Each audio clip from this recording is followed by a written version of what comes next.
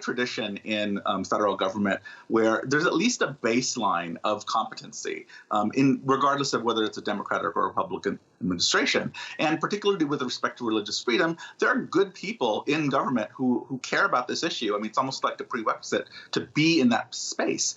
What this shows is that he just wants to fill the seat. He wants to fill it with someone who's loyal to him. And he just genuinely doesn't care about the qualifications or lack thereof. And so what I think, unfortunately, if someone were to espouse these views on social media, if they were running for political office, they would be shamed out of their office. And thankfully, we've seen that happen many, many times. But when you're talking about political appointments, they kind of happen under the radar. So I think it's important for organizations, individuals like Joe Biden, to make this known so that that shame that you would get if you're a political appointee, running for political office, is also cast here, and that people understand that there's a baseline that we will not go below.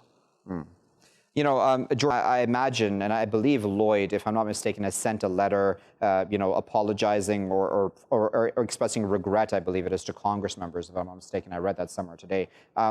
We can possibly imagine that at least one or both of these gentlemen possibly do regret their previous stances and may very well have reformed their views. I mean, in that case, then how would one approach this in a reasonable fashion?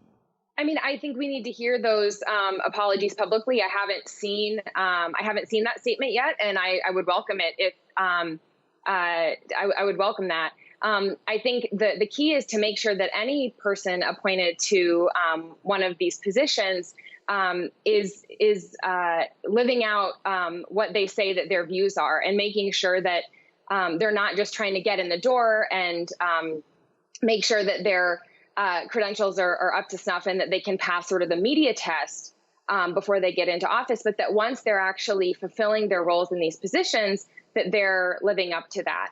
And I hope that these individuals have renounced their anti-Muslim views, and that they push others in the Trump administration